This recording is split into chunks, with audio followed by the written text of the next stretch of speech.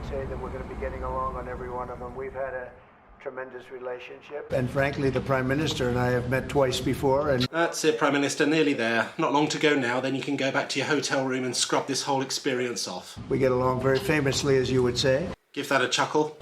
And that's it, humour the tyrant. Now give him the letter. And it is my pleasure to bring from His Majesty the King.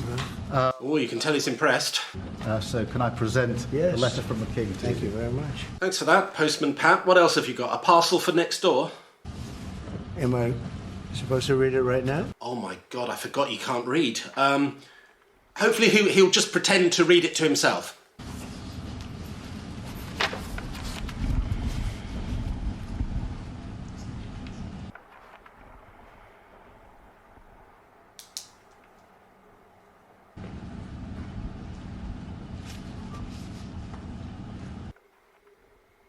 Well, this is going well. Perhaps you'd like to say what that very important paragraph... Yes, so... Oh my God, that was so obvious. All right, just read it, Postman Pat. Get on with it. It's an invitation for a second state visit. Whoop-de-flip. This is really special. It certainly is. I mean, I can barely contain my, whatever. Happily take that back to His Majesty. It's beautiful. Thank you. Thank you. Oh, that's nice. I mean, I have in my hand a piece of paper, kind of optics, but never mind.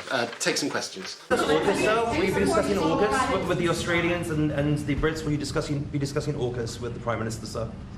What does that mean? Oh, God. AUKUS, the Australia-US Defence Alliance. Yeah, well, we'll be discussing that. Oh, yeah, we'll be discussing that thing that I've never heard of before and you've just told me about. Yeah, sure. You know, the British have been incredible soldiers, incredible military, and they can take care of themselves. Yes, they certainly can now they've reduced the foreign aid budget. In fact, tell him that, Pat. Tell him you've cut foreign aid. He'll like that. He did that himself. It's one of the first things he did. Find some common ground, yeah? Tell him that despite pledging in your manifesto that you'd increase foreign aid, you've actually decided that it's better for the international community to make less money available for hospitals and vaccination programmes and humanitarian crises all around the world. But if they need help, I'll always be with the British, okay? I'll always be with them. Comforting to know, thanks. You have done very well over the years, haven't you? We have. I'm very proud of our country. And but we've also... Oh my God, that was one of the worst handshakes I've ever seen. I wish they'd stop touching each other.